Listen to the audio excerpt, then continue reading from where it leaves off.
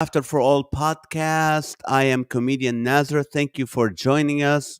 And we missed you a week or so ago. We had some technical difficulties, but praise God, we are back. And like usual, we always try to bring laughter, but more important than that, we try to bring the humanity of the guest, to open up and talk about life, and every single time in the process, people got encouraged, people were lifted up, and people laughed. So it's good to see you guys. And Teresa, how are you? Welcome to the show.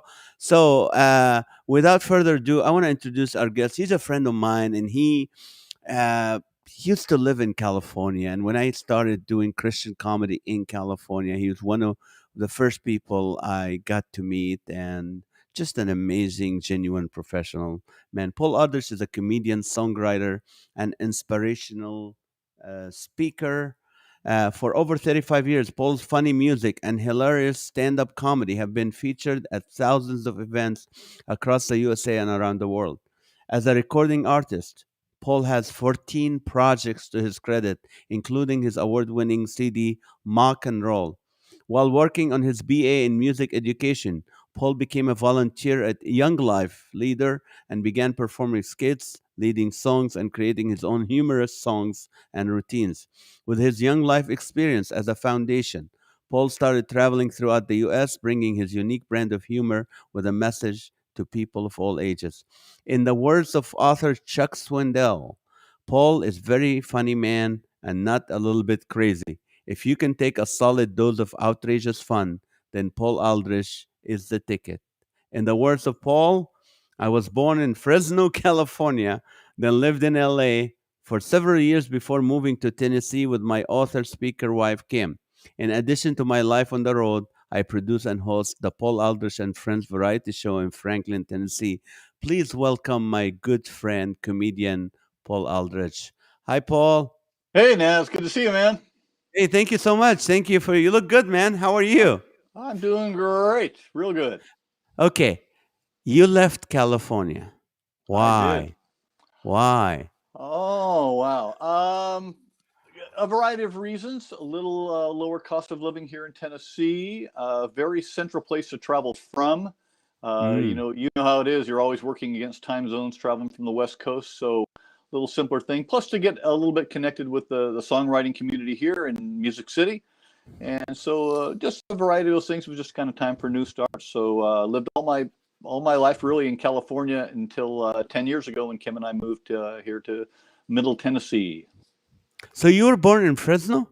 I was born in Fresno. Yeah, yeah. Grew up there. Went all the way. Graduated from Fresno State and the music education degree. So I lived there, and then a few years after that before moving to LA. When did you feel like, oh, I can play instruments. I love music. When did you feel that? Well, I grew up my mom played piano, and just music was part of our the atmosphere. We had a woman who lived next door to us named Nelda Newcomb, and she taught piano. So my back in those days, people taking piano lessons was pretty common. So I went and took a few piano lessons, and I wasn't really into it. It was classical, and I just couldn't dig that. What I was, like the Beatles were starting to be played on the radio, and I was trying to play these scales and things. So then I shifted to taking guitar lessons, and that's where it kind of really started connecting as far as, hey, this is fun, and investing and having some, just a great time doing that. So started taking guitar lessons, and then just joined a band in high school and stuff, and was singing in choirs and things like that in high school, and then on into church. So kind of a combination of music and church, and then just working at the craft in different ways. Now, so you said you were doing the choir in high school, and like when you were in high school and all that. Yeah, yeah, So you yeah, were a believer back then, right? yeah. I grew up in church, but I really connected with the Lord through an organization called Young Life, and that Yes, was I'm an familiar. outreach to teenagers, and that's where it just made sense for me. I'd grown up hearing all the hymns and the Bible stories and Sunday school and all that, but it really connected as a teenager.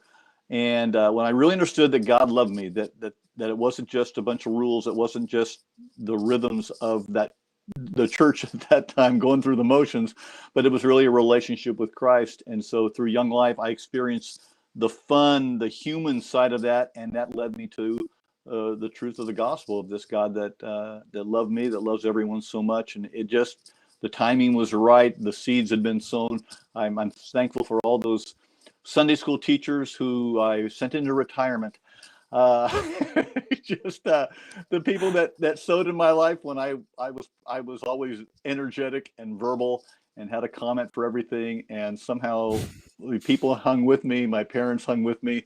And then God got a hold of my life. And that's really where, it turned the corner. And so then I was involved in singing groups in church, as well as choirs and things like that in high school. And so I went on to I was a music education major at Fresno State. Thought I might teach. I enjoyed working, just with music, and thought that might be an avenue, because at that time I had gone from being a kid in a Young Life club to becoming a volunteer Young Life leader. And that's where I really started working with audiences. All of a sudden, being in front of a living room full of teenagers, leading songs, doing skits, and then speaking simple gospel messages, just like I had heard when I was a Young Life kid. So that was really the model. In fact, I'd say what I do now really is just kind of a one-man version of a Young Life club, where I'll use music and comedy to capture people's attention, and then transition and try to just to see what God has to say in the moment. And just like there's all kinds of different events and ways to do that. Sometimes it's evangelical, it's an outreach thing.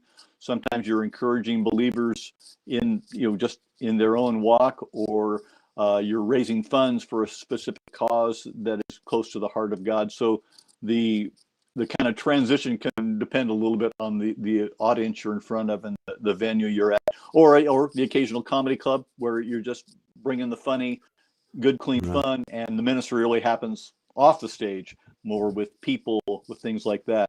But I'm just grateful for that. Like I said, the church background that I had connected with just the love of God when I was a teenager. Boom, it came together, and that's what kind of started leading me down this path. When did comedy kick in? I know you're doing music, you're performing, and all that. You're a leader of Young Life. When did the stand up? When did you feel like, wow, I'm funny? They're laughing. Well, humor was always a part of it, because in Young Life, I mean, the clubs, it's not a church service. It's rowdy. And so you're leading songs. There's a lot of humor that's involved in all that, and leading skits. So we would be, I wasn't writing stand-up or writing material at that time, but I was doing a lot of different things comedically just as part of it. So at that time, I'd say I was a funny music leader, but I wasn't necessarily a comedian. And then I got to work with some great comedians that you probably, guys you've had on your show, guys like Ken Davis. I was mainly, traveling in California at that time, doing just kind of as a song leader, doing special events for camps, for youth retreats or whatever. And then I had to work with Ken, and I can still remember the very first time I heard Ken speak, and I'm sitting in the audience and watching him just be, Tonight Show stand up, funny, hilarious. And then he turned the corner and started talking about the Father heart of God. And I mean, you could hear a pin drop. Everybody was locked in. And so that power of humor with a message, that to me, that just made sense to me. And so I was looking like, what he's doing, that I want some like there. And so I talked with Ken, and just I learned a lot just by watching him, but then talking about how his approach to things. And so I began writing really my own material. I had written a handful of songs, but writing comic songs based on sometimes on the topics he would do stand up. I would write songs about that. I also worked with a guy named Pat Hurley, who did a lot of retreats and different things. And I just took the same kind of thing. Pat would do a whole routine about gross cafeteria food. Well, then I wrote a song called Cafeteria Food. And Ken would do a bit on his parents, and then I'd write a song about kids and parents. So I started doing kind of a musical version of things that Ken and Pat people did, and that led to all of a sudden I sort of transitioned over time from being a song leader to being more of a performing comedian. And so, or because early on I would do like concerts, but I'd do like cover songs of Christian music of the day or whatever. And then all of a sudden I started putting an act together. And so a lot of song parodies, original songs, some serious, and then all of a sudden the intros to the songs grow, and now that's a stand-up routine. So it kind of, the increments sort of came together. But I'm so grateful, that just God brought guys like Pat and Ken across my path that were examples, and many other really, really funny speakers. Just I worked with so many great people, and I know, like you, one of the great things about this job is the people you get to work with: pastors, churches, ministries. It's amazing how I look back. I'm 65 now, looking back, like, You my are. gosh, Ah. what an incredible group of people I've got to work with. Some of God's greatest servants through the years. It's just been fantastic. I remember the first time I saw you. I remember that in 1992 when I came to Christ. I think a year later, I started a comedy club in a Hmm. church in Tustin, California. Yeah, And you came in as a headliner once. And, I was watching Christian comics. I mean, there weren't much, five or six at the time. right. But there were another comedian who was doing the guitar. But a lot of comedians who do parody songs, they're Right. just like they're playing that. You were actually playing the guitar. You were actually not just doing like B, C, D. You were actually really going at. I'm like, this is a professional musician. That's hilarious, and it's just amazing. So, do you still practice like when you're playing and stuff? Do you pray every Uh, day? Well, I this is one of the things with age. I don't play a lot because physically now, just with like I think the years of playing, the stress is put on my arm. I can't play a lot. I really, it's one of my, if there's anything I'm frustrated about as I grow older, I just can't practice like 3-4 hours a day like I could growing up. It's just the body just can't sustain it. So most of my practice is when I'm working on new bits and just learning new tunes, and that sort of puts the practice into my fingers and my hands. Although I've had a pretty good run this year. I think maybe the slowing down with the whole COVID season last year, maybe my body could have used the rest. So so far it's having a good year. But I mean, through the years I've practiced a lot, and then it'll be kind of, like I said, streaks when I'm trying to learn something new or branch out. But the music's a big part of it. I mean, I get booked as a comedian, but I'm really an entertainer.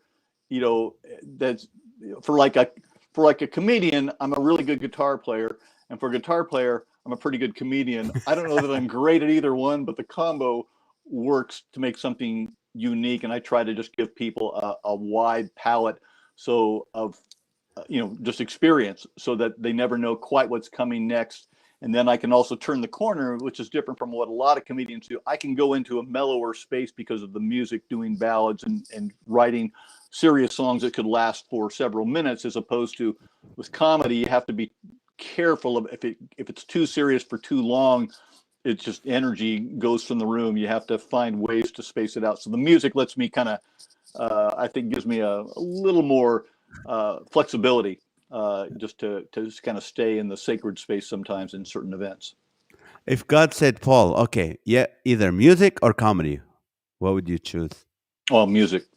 Music. I knew it. Yeah, I knew it. I knew it. yeah. I knew that. Yeah, I find comedy's hard, man. Writing stand up for me, I have to force myself to write stand up because the structure of music, the math of it is just easier. It's just probably pure laziness, but I also just love the energy and the music vibe of it. So the music gave me a place to glue the comedy to. Um, Mm. but boy, without both, I mean, I don't know. I can't separate them anymore, I guess. When you prayed, Lord, okay, I want to do this. I want to do that. This is what I want. You were watching, and you probably God put a dream in your heart, like, okay, I want to be at that level as an entertainer. And where are you at with that? Is this like, oh Mm. man, I should have been ahead. I'm good. You're good because you're very good. I mean, you go, I Yeah. should have been ahead, or where's that in your head? Well, it's interesting looking back. There's a few moments that I I can trace with the journey because looking for the hand of God and things like, okay, how does this make sense? And when I was a volunteer young life leader, I went to a leadership training retreat, and they asked a very interesting question in this small circle of people that I was with. They said, if you could do anything you want, what would Mm, you do? And what they're trying to do is like they wanted people to answer, I want to be a young life leader, because if you don't have that kind of passion, then they this don't. isn't the job for you. Just like if there's something else burning your heart, go do that. Don't waste our time. Don't waste your time. And so I was just sitting there thinking, like, well, if I could do anything I want, I'd play my guitar and tell jokes. Now, at that point, there was no Christian comedy world. There would be one Right. or two I comedians remember that people that. had heard of. There were some funny, Christian, like Randy Stonehill and people like that. But there was no circuit. There was no, oh yeah, and then here's you go, and you go to this conference and you do. No, there was none of that. You're just on your own. This is a 20-year-old with a stupid idea, like, well, if I can do anything I want to, that was it. But I look back at like that was me speaking from the heart of who God made me to be, and Mm, so that kind of that knowledge, something connected later on when I look back at that, I remember that, I could replay the video of those words coming out of my mouth, and while I had no career aspirations in mind, that was my heart speaking. And so I think when you have that, it can sustain you through the ups and downs, because it's a weird job. It's a crazy job. Most people run away from public speaking, and comedians not only embrace it, they demand response from their audience. So very different from a musician. You play your song, at the end everybody claps, okay, we're all right. happy. In comedy, no, at the end of a music night, people might go, hey, what did you think of it? At the end of a comedy night, no one has to ask that question. We all know. It's like, I'd have to ask you, if you didn't laugh for 40 minutes, we know, yeah, I really didn't enjoy this. Right. There's no question. It's a very high risk, high reward kind of a journey, but something about it has to make sense in your brain. There's definitely a brain damage element to it all that makes this appeal to run to the thing that most people would move away from. But there's also that power, and I think, especially I know because of your ministry, that combination of humor and message, of humor and holiness, when you put those things together, I just think it's a powerful, powerful force. It was in my life when Young Life used humor to capture my attention and lead me to the throne of God. And when you get Mm, to be a part of that, of watching people's lives change, whether it's in an evangelistic setting, actually the light goes on and they're entering the kingdom, or sometimes you can just feel the Spirit in the room. The healing of just the laughter itself is palpable. And so the assurance of a calling, I think somehow looking back, that I knew in hindsight, I didn't know in the moment, I think for me has been important, because there's enough downs in this thing that you want to be sure you're in the right place, because if you want to just cruise, this is not the job. no, it's not the job. Now you lived a long time in California, and now for the last 10 years in Nashville. Yep. What have you noticed the difference the people in the people, not the places, between Californians and Tennesseans, or whatever they Um, call them?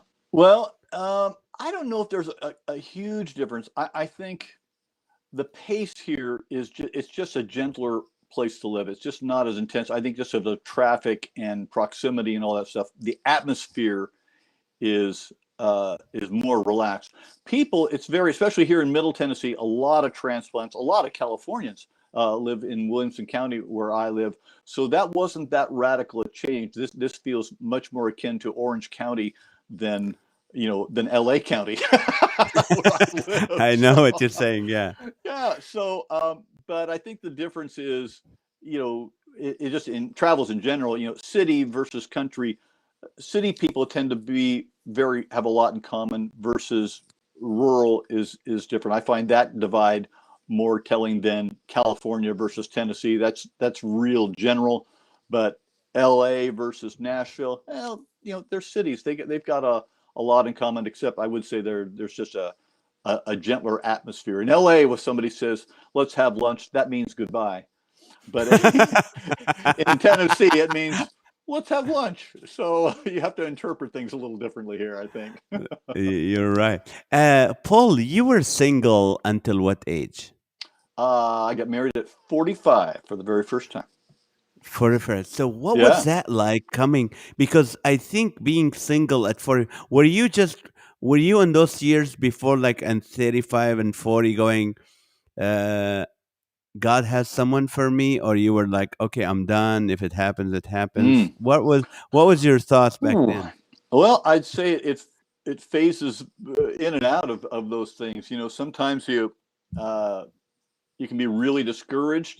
This is a lot of this life is you're on your own, pretty disconnected. Even going, being a part of a church, quote unquote, like, well, how often do I actually get to church when I'm working weekends and this and that? So I'm a church, could be a church attender, but I might get there maybe once or twice a month, maybe Yeah, sometimes because not you're that working. much. Yeah, you if you have a career, then you need to generally go somewhere else, that is not in your neighborhood. So, uh, so it was hard. It was a real challenge. Sometimes I had a piece. I mean, I saw enough marriages breaking up and things around me where I wasn't Pollyanna. It's like, oh, if I was just married, I could be like those depressed people who got married and it didn't work out. So there was enough reality check in my life to where I want to be careful. Plus, because of the job I had, I didn't have margin for error. I couldn't I couldn't stumble in the dating world and continue my job, and I Mm, watched people fall, married, unmarried, whatever, it's like that wasn't an option. So holding a high standard in that way was really, really important. And I guess probably I'm just stinking picky. And you know exactly, you have to have somebody there's a rhythm to somebody's sense of humor that's just necessary. They need to get you at a certain level, and when you can tell that so quickly, I think, for the most part, in picking people up, whether they're connecting with someone, is this even an option? And then when it's not, I just don't waste my time. Just I used to tell a joke, that the joke is kind of set up. Hearing somebody laugh is great, but sometimes 2 minutes is plenty when they continue laughing, and it's a little crazy. It's like the inappropriate laughter to what you said, just like, okay, this is not. You're so funny. It's like, okay, that's yeah, sure. That's not not done. quite the fit here. So how were you scared when Kim and you just started going, wait, we're getting serious here? Were you scared? Oh wow! At times, yeah. I mean, it's a big change. It's a big commitment. Plus, I'm in my 40s, and uh, you're set in your ways in so many areas. I'm not needy or dependent. Like, oh gosh, I have to get married because I can't take care of myself. Well, I can't take care of myself by now. What am I don't need someone to take care of me, or to complete me so I could be happy through a day. I mean, God had done enough of that work in me where I was content to a certain degree with my life, and I was having a great life. There was a lot that was good, but there was also a loneliness there, wanting to partner, Mm, wanting to connect. I think just that it isn't good for man to live alone thing. That's in the DNA too. And so mm. when we connected, our story was interesting because we actually dated on and off for 7 years. What? Yeah, yeah, we dated on and off, and actually more off than on. So it's not like Uh, we dated for 7 years and then finally got married. There was just ups and downs, different things we had to work through. And so it was a roller coaster. It was very hard. My heart goes out to single friends because this is back then. Now we've been married for 20 years, and that seems like the dark ages. But now I can't imagine with society, the identity confusion, challenges, society with all its complexities, dating in this day and age, and trying to sort stuff out.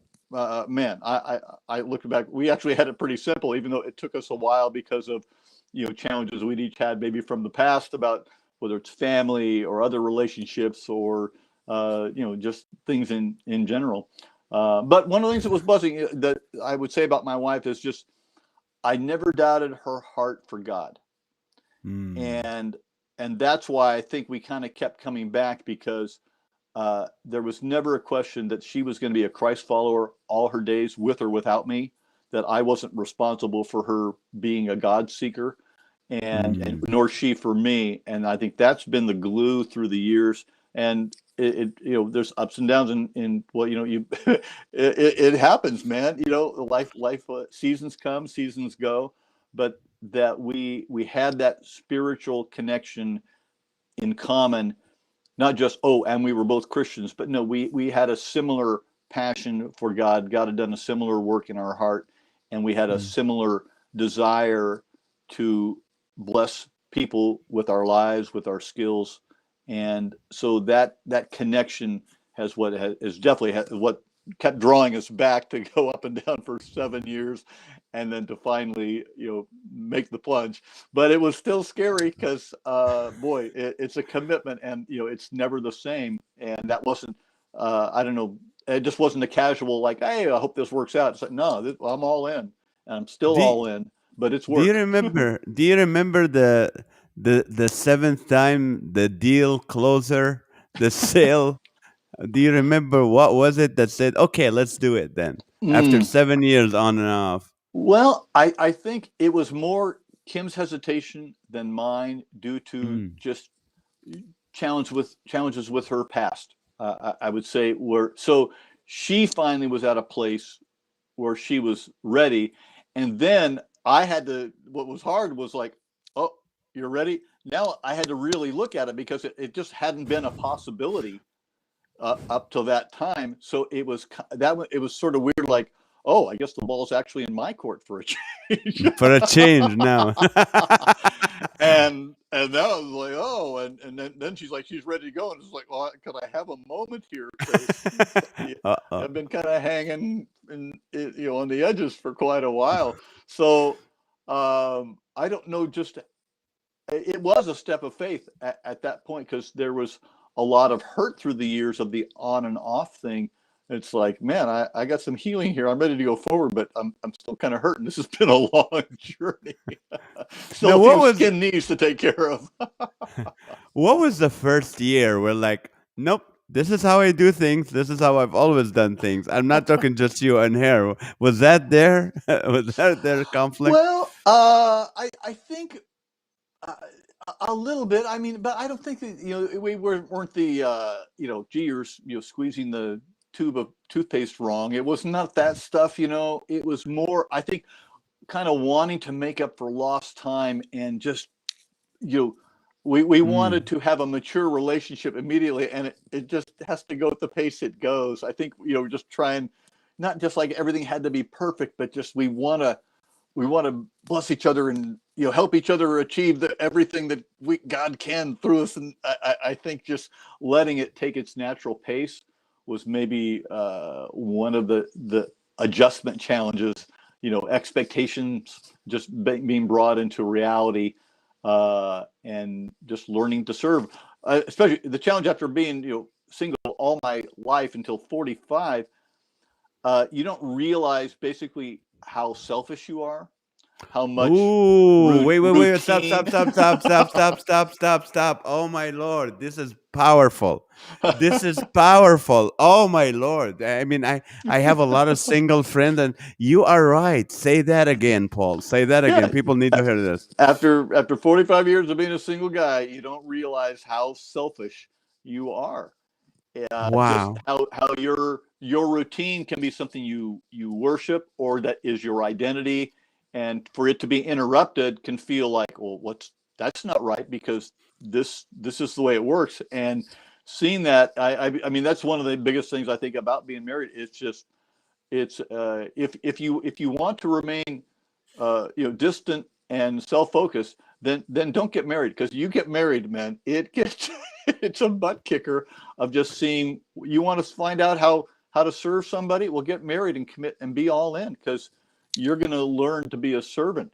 The Our society's sort of romanticized version of all that, I think, is doing a huge disservice to people, because basically you're signing up to serve and to constantly layer down both sides, and man, it was a wake up call. It was hard. I just didn't realize how much my rhythms and my routines, I were almost worshipped, and how Mm. those had to be laid down, and God ready to stretch me, and seeing that, like, when it comes down, I think God's always whispering, yeah, Paul, like I've been doing for you all your life, and keep doing, how I keep being patient with you when you mess up, and I go, okay, come, yeah, like, now you do that, and you keep doing that, because that's how this thing works. So there's an ongoing learning how to be Christ-like, and it can only happen in that crucible of taking your selfishness, your self-focus, and just putting it on the altar again and again and again. You're right. You're right. Yes. And what do you call it? When you marry someone, you're an entertainer. I mean, regardless how Christian you are or how godly you are, your mind is going focused on your career, on your Yeah, show, and you need a spouse that kind of support that. But you married a speaker and an author, so she has right. her own. How is that? How did that conflicted or became one flesh together? Yeah. Well, it is a challenge, because it's not like she just sits around and goes, well, how can I help Paul with what he's doing? She's got her own visions and callings and things. So, just a short story on my wife. She has written a book called Discipleships. You can go to kimaldrich.com, check her book out. So Uh, Kim has a ministry of mentoring.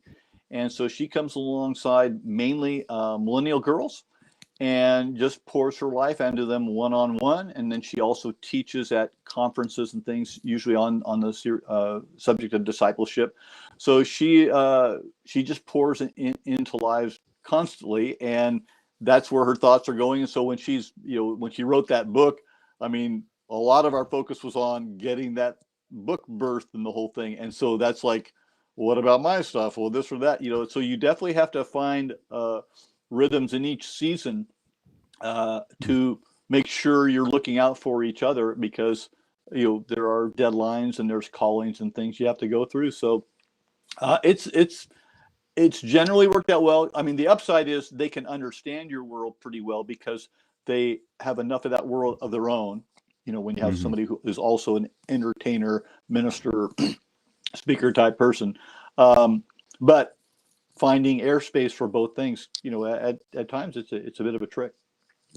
It is, and it's hard. And sometimes when her success is moving, you go, how come I'm not getting there? Or Right. should I, you, would I put away some of my work and help? And that's what you were doing. Wow, Yeah. that's very interesting. Have you guys ever considered adopting children? We talked about it, because we got married. We're both in our 40s when we got married, and so there was kind of a very small window for us to have kids on our own, and didn't happen. And we talked about it, and the pieces just never lined up. But I sort of feel, especially with Kim's mentoring ministry, we don't have a biological daughter, but we got a lot of daughters, and that's been fun, to just kind of partner along with her in her connecting with some of these 20 somethings through the years, and watching them mature. And so I play a very minor role in that, but it's fun, because sometimes uh, I might be the male role model that they have, even though I'm barely in their lives. It's very strange to think about. We had one young lady, this is when we were still living in Redondo, she came over, and after dinner, she talked with Kim. It's just like, I can't believe he asked questions about me and then listened for the answers. Wow. She had never had a man in her life do that. She didn't have a father who lived at home. and the men that have been in her life, I mean, no one ever took the time to ask her a question and sit and let her respond. And so like I said, we don't have biological daughters, but we got some daughters, and so that's been, I think, fills that place to a certain degree, though it's different. But I want to encourage people out there, just to, you know, you're running across somebody's daughters or sons all the time, in your life, at whatever age they are, you know, people, you never know the stories behind those faces. And so you can, most of the time, you can own the world for a question. If you ask them a question and listen for the answers and don't get it, oh, well, that reminds me of another thing about me. If you'll wait, because people want to be heard, but most people are kind of shell shocked, and so you gotta give it time. You gotta wait for the answer, or maybe you ask a follow up question so that they feel it's safe to actually open up a little bit. But Mm. I think the harvest really is ripe if we will, take that time to ask a question and wait for an answer. Uh, and so it's been fun to be a part of Kim's. Kim's an expert at it, and occasionally I get to throw in my 2 cents with just a little bit of a guy perspective, and that's really an honor. Uh, Now, you're a great musician. Who do you think are great musicians or Oh, Christian wow. artists? Yeah, from your Wow. opinion. Well, of guys that I know personally, the guitar players I know personally that just freak me out. Phil Keggy. Of Phil course. lives here in the Nashville area. He's been on a few of my shows, and I've gotten to know Phil, especially since moving to Tennessee. I've been a fan of his most of my life. This guy named Bob Bennett, that's an acoustic Yes, guitar player, lives in Southern California still. And I know Bob's him. music just impacted my life radically. His songwriting and his heart, the intelligence of his lyrics. So the Phil as a guitar player, Bob as a poet on guitar. Mm. Those guys are, were real influences. Again, I'd say along with someone like Stonehill and his combination of humor. Um, and then there's a guy named Tommy Emmanuel. He's from Australia, and if you haven't ever heard Tommy, go just watch anything on YouTube and be amazed. And Mm. I've gotten a bit of a relationship with Tommy as a friend, and he's just a fabulous acoustic guitar player. Solo thing. Tommy, to me, he's the Louis Armstrong of the guitar. He's the goodwill ambassador of guitar, and he's fabulous. So those guys, quickly leap to mind. Uh, but some of those are influences, some of them are friends. As far as influences go, I think I go back to like the Smothers Brothers. Uh, just the combination of what they did. I sort of just play both parts. Uh, but if I model after anybody, it's those guys, the kind of give and take, the music starting and stopping and jumping in and in character, out of character, just the way that they do things. But there's just so many fabulous musicians. And of course, Nashville is full of just ridiculously talented singer songwriters. There's guys here in Nashville that I admire so much. Andrew Peterson is a guy in his 40s. If you haven't heard Andrew's, go hear his stuff, or you might know his song "Is He Worthy?" That's kind of a worldwide anthem now. Uh, Andrew's fabulous. And then a friend of his, Andy Gullahorn, that lives here locally. These are guys that I've gotten a little bit of a relationship. Again, they've been on my Paul Aldrich and Friends shows, and just who I just respect immensely as songwriters and as men of God. So those are some of the younger guys I'll say that I've gotten to know that I really respect. what do you tell younger entertainers now starting out in the Christian market? What Hmm. advice do you give them? Well, it's I'm at a loss in some ways because it's so different than when you and I started out. So I don't know. They would know so much more about the social media world because they've grown up in that. They are one with the internet, and so much of the world is internet based now. Whatever you know career practical advice. I don't know that anything. I'm a dinosaur, and I'm going on Social Security soon. I don't know what I got to say to them. No, But you're an entertainer. Wait, it doesn't change. I mean, you go back in history, entertainment, is entertainment, funny is funny, yeah, great music is great music. yeah, I guess for me, it just as a if I was talking to a Christian, it would just first and foremost go deep in Jesus because uh, this going in the Christian entertainer route, it will crush you if you don't have a solid foundation in Jesus. You will go off the rails and you will crash and burn. It has to be about Jesus. If it's about you, go a different path. Go work in clubs if you're a comedian. Go do the writers rounds if you just want to make it as a songwriter. But if your passion is ministry, and for me that was what ministry led to the career. I Hmm. that was my path. I became a Christian through people that were entertaining ministers, through young life leaders, just amateurs who were funny and hilarious and loved God. And then I started just serving youth groups and things, playing music, playing with a friend of mine, Randy Freeman, that I grew up playing guitar and then traveling around to different camps and all that stuff. And it was the ministry of that led to it becoming a thing. So if you have a ministry, my experience is just that's where I come from. Other people, have their own path, but it's just got to be Christ centered, and beyond that, then just work hard at your craft. You know, uh, find connection with other people that you admire or watch what they do, learn, study, and get better. Don't settle for the mediocrity. And I'm trying to keep pushing myself. I'm still trying to write. I've got one routine I'm working on now. It says like I am gonna get this thing. It's the What hardest is thing it I've ever about? put together. What is it It's a about? uh, it's a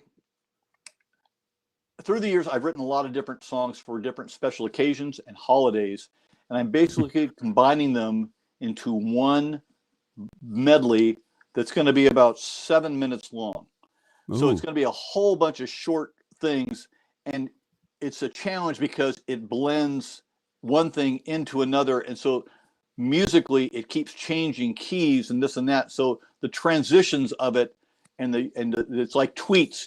They just have to be short to the point, this and that, Mm. and then writing things, and then it's logistically the trickiest thing I've ever done because it's not just like writing a song, verses, choruses, and this and that. You've got to find ways to, you know, if you got a song that's up, then the next one can be down a little bit. Riding the waves and all in 7 minutes to keep, it's a bucking bronco of up and down. So, but I think it has a lot of potential of taking people through a calendar year. So it goes linear from New Year's through to the Super Bowl to Valentine's to whatever to President's Day, and then Cinco de Mayo, and it just throws in little tastes of all these things, and then the bit wraps up with a Christmas thing, but it's more serious, and that's one of the things I love about it. It's like it arrives at this place, and I think it's something I can do anywhere in a club, in a Mm. corporate things. Sometimes we have corporate audiences, but if they're generally going to be conservative friendly, not antagonistic, or Christian friendly, maybe not, at least not opposed. And Mm. so I hope this is going to be one of those bits that I can take them. You sort of earn the right as you do justice in a silly way to these holidays, and then land with this good news of this child, this love Wow. itself coming into the world. So I'm going to see how it works. I just started. I did it for the first time three nights ago, Mm. and it's like okay. And it's the pain of doing a routine. It's just like, especially when you aren't working as much in this COVID era. It's like Yes, I'm yes. about I'm about 10 gigs from having it down. But gosh, if I don't get more work on my calendar, it's going to take me a while. Paul, I did several shows sporadically throughout COVID, but Mm-hmm. like Yeah, we me used too. to go 3 times a week to once a Mm. month. And last weekend I was in Bend, Oregon, so I did something on Saturday, and then on Sunday we had a full crowd. Which is, I want to say that because if there's pastors listening, the pastor was expecting what, 50 people. He's Mm. like, nobody's gonna show up. This is a Sunday night. Yeah. There's a over 350 people showed up, and he Mm, filled up his sanctuary. He filled up the overflow room, and he was amazed. And everybody came out and said, man, we want to come out and we want to laugh. So mm, that's for people who are watching this. But you know what I amen. know? By that time, by yesterday, I figured, I said, you know what? I'm back in the rhythm and back Yeah. in the rhythm of things. And that's the problem for us in pandemic.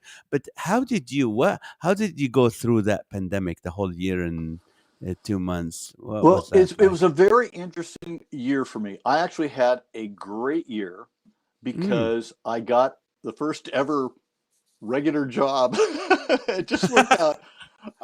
At the beginning of the year, Uh-huh. I got a job working at a resort about 90 minutes south of where I live, and so they were building this new kind of senior focused resort where they've got, you can buy a home, you lease an apartment, and they built this dinner theater. It's like a 275 seat dinner theater. And so I was opening. They would do monthly shows basically, and I would open for their headliners. Like I got to open for Jim Stafford. I got to open for there's a band from the '80s called Exile, and then I would open Uh, for a lot of tribute artists, uh-huh. like Neil Diamond tribute artists and a Johnny Cash tribute artist, and these kinds of things, and or work with my friends, Jeff Allen. We booked Jeff, and I was doing the booking side of this in conjunction with my boss. Awesome. Victoria Jackson came and did a show with us. So it was just a lot of fun. So now it turned out we were just on the launch pad of this thing really taking off when COVID hit. And so this Oh. turned out not to be the greatest year to launch a senior focused entertainment venue. So we So had to they're do a closed lot of, now. yeah, well, we had to do a lot of shuffling, but then we got back on track because in Tennessee things were, I mean, in California you would be done. But Right. by the time, June came around, we were kind of back in action with social distancing and with this and that, but it was tougher to get folks out because of just all, the fear that was Right. going on. But nevertheless, so I actually had consistent work because of that. So while I I flew the first week of March, and then I didn't fly again until October, and that was my one flight for the rest of 2020. When Uh-huh. normally, that would be a monthly, you know, even Right. a few times a month kind of thing, depending on how things go.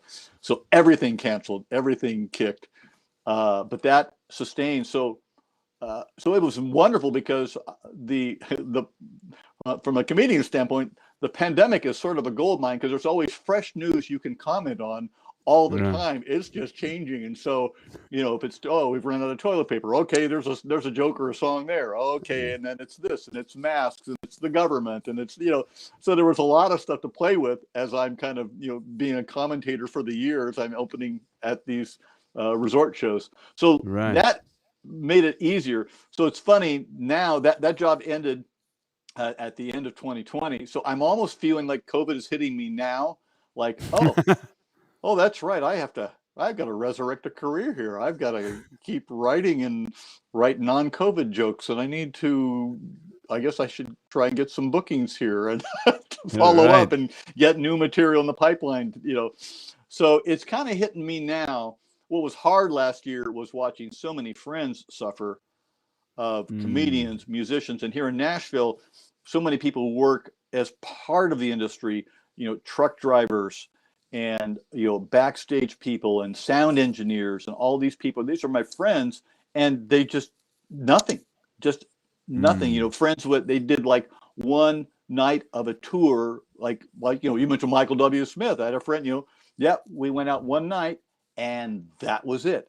And so Yep. they had their year planned. They were going to do spring and fall, and it was all locked in. And then it all went away, and it didn't come back. And Right. that was just crushing. And then so think of, it's all the entertainers, but it's the caterer, it's the drivers, it's the lighting people, it's the sound people, it's the sound company, just crushed. So that was hard watching friends suffer and struggle, and so I was kind of really, I felt incredibly blessed to have some consistency while everybody else had complete havoc. Now I'm dealing with the havoc. I'm coming late to the party, I guess. Now, you mentioned something earlier, Paul, about that you were writing a 7 minute bit, and you said if people were, kind enough and or like nice to Christianity. Have you had to change any of your older songs to fit this woke culture, this politically, not politically, very sensitive, just social justice? Yeah, well, it's always a consideration any time, any season. What offends people in this era? Because I mean, I'm sorry, my through the years, just like that's just part of the job. I'm going to offend people. I have to make peace with that. As a comedian, if occasionally you don't offend somebody, I think maybe you're just button pushing and you're just too much of a suck up. That's just my opinion. Uh, if you aren't challenging, I just then maybe you're just preaching to the choir, you know, just too much, so I've always dealt with that to a certain degree, and so there's a natural thing where the culture changes. Like you might, 30 years ago, I might have done something that had a fat joke. Now Mm, I wouldn't say the word fat right. because now it's your body shaming or this. It's like, okay, that was then there was an acceptable vernacular you could use, and now that's changed. So some of that is always in flux, and that's not necessarily a bad thing. But now you've got the woke, the political correctness thing, and that's a whole different deal, and it is complex. Like I want to push the envelope, but like I did a parody. I won't do it because I don't want to actually get any letters.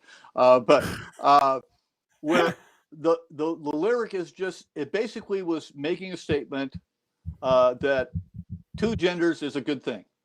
Like Mm. what happened to two genders? That's really the thing.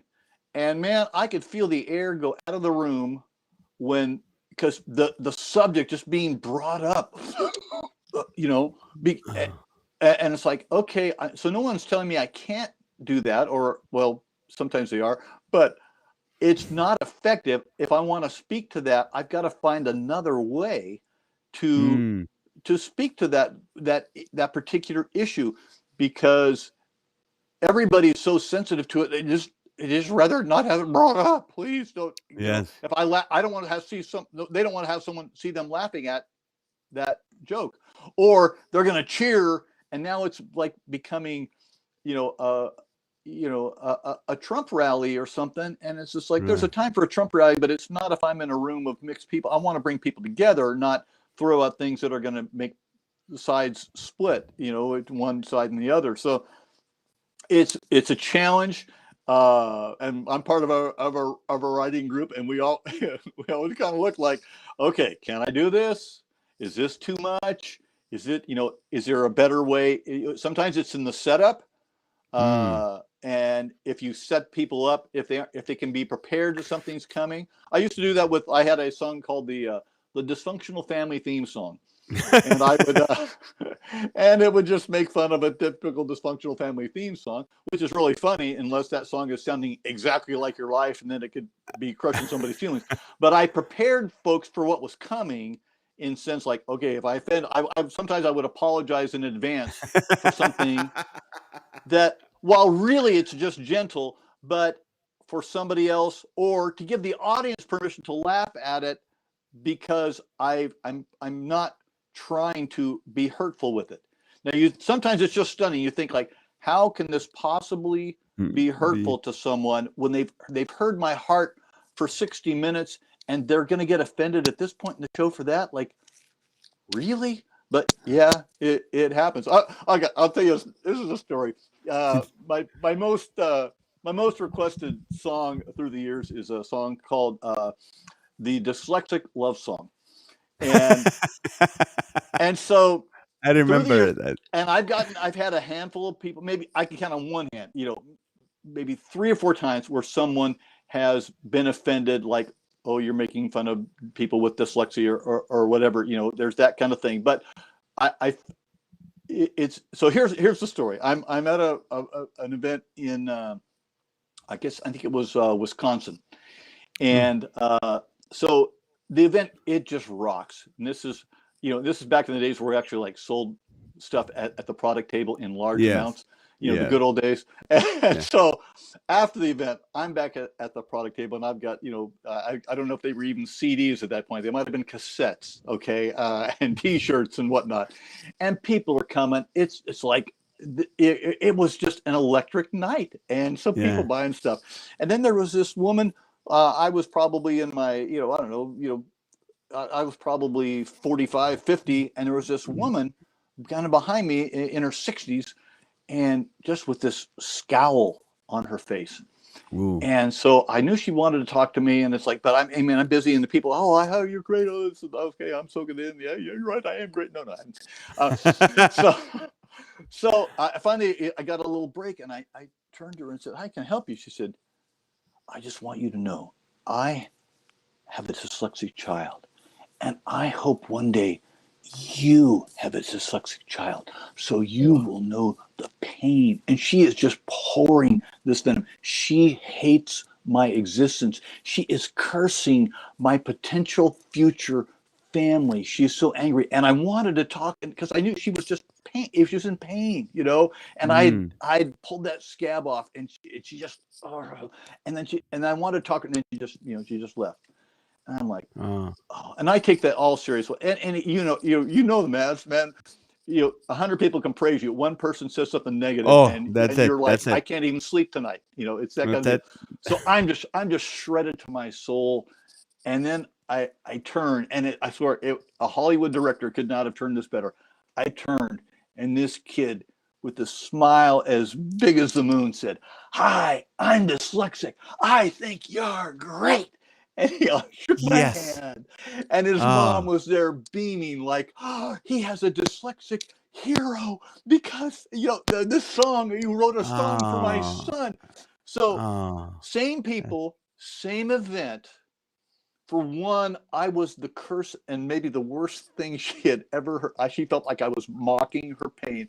And the other, I was releasing this kid to embrace who he was, and it was marvelous. And so that's the way it is. Sometimes you just have to live with it. You pray through things. I've changed material. I've prayed about things. Mm. I pray over stuff even now. Like, Lord, I think this is funny. I think this is fair. But if it's going to hurt the message, or if it's not going to be helpful, even if I think it's a great bit and it kills in the, I know yeah, the feeling. and you got to put it on the altar sometimes. And, uh, and it's painful. It's very hard to do, especially if you've really crafted something you think is good and you can make the legal case why it ought to be okay. But then that's when your comedian friends, or you have to have, hopefully before you get it out there and, Yeah. get banned for life in all media I. platforms, they catch you like, the Uh, tone there, not worth it. Be careful. Uh, but it's, I know you've been through that through the years, oh it's yeah. just like, oh man, but I write it's very bits. hard. It's very hard. Yes. I write bits with Robert G. Lee. I come excited. Well, once a month we get together and Yeah. I'm excited. I'm like, here's what I wrote. And I think it's going to be hilarious. He goes, you can't do that. You Yeah. can't do that. And then he does bits. I go, Robert, you're not going to do that at a church, are you? He goes, why not? I go, Yeah. because this, and that. He goes, oh, okay, so that's good to have, Christian. It's funny. Yeah. The time just flew, Paul. You're an amazing storyteller and all that. What I want you to encourage the people listening. There's some widows. There's some single people. There's some people who think, "Oh, you know what? That's it. My clock ticked enough. Mm, There's no hope for me. I'm turning yeah. 40, or I am 55, and I been divorced, and there's a hope for me." Yeah. What do you encourage these people with as we close? Wow. I don't have any magic formula. Uh, Marriage is wonderful and hard, and single life can be wonderful and hard. And I just, Jesus got a hold of me, and let him get a hold of you. If you're soft in Jesus, then get strong in him. Seek him like there's no tomorrow. Seek him like never before. because I just believe that's where the energy is going to happen, the ability to persevere. There, we live Mm. in a spiritual battle. There's an enemy that wants to stop you. We have to remind ourselves there's a battle every day for your heart and mind. And but through Jesus, we can be victorious. And I just encourage you, wherever you are, in your loneliness, in your, oh my gosh, this family of mine is wearing me out. Wherever you are on that spectrum, Jesus is still the answer. Jesus Christ is the same yesterday, today, and forever. He'll be with you Amen. in every season. Invite him in, and then invite him in again. And every day you do that, you'll make it. Their strength will come, the joy will come in the morning, and he'll lead you through each day. Amen. Well, great words, Paul. Thank you so much. How can people get a hold of you to book you or to go see you and all that? You can go to Paul Aldrich. It's Aldrich, paulaldrich.com. You follow me on Facebook, also YouTube, all those kinds of things. My Paul Aldrich and Friends variety show happens in Franklin, but I think we're going to be streaming that pretty regularly soon. So if you go to Paul Aldrich and Friends on Facebook and get like that page, you'll get information about that. And if you ever come to Nashville, definitely check my calendar because we got shows coming on up soon. I'll be on Huckabee in August. Oh, good. I've got a dry bar special. I don't know when it's coming out. You never know with those guys, but so Yeah. that's coming up as well. So, but paulaldrich.com will kind of be a vehicle to get you where you want to go. Perfect. Thank you so much. Send my love to Kim, and I will. hopefully we'll work together soon. Oh man, yeah. Let me know if you're coming through Nashville, dude. We'll hang. I will do that. Love you, man. Thank you so Love you. much, Paul. You're welcome. All All right, guys. Thank you so much for watching and listening. And it's so good. Great wisdom from a wonderful, funny comedian and musician together in a beautiful way. PaulAldrich.com. And also, I want to remind you tonight is our show number 301 of the Live with Naz at 8:30 p.m. Pacific time. If you stay up late in the East Coast, you're going to enjoy it. And if you're in the West Coast or in Midwest and you need an hour of laughter and encouragement, just go to Comedian Nazareth at 8:30 p.m. Pacific time and laugh with us for an hour. You'll be the comedian. I'll just read what you comment and make others laugh. Love you guys. Thank you for watching and hope to see you soon. Thank you so much. God bless.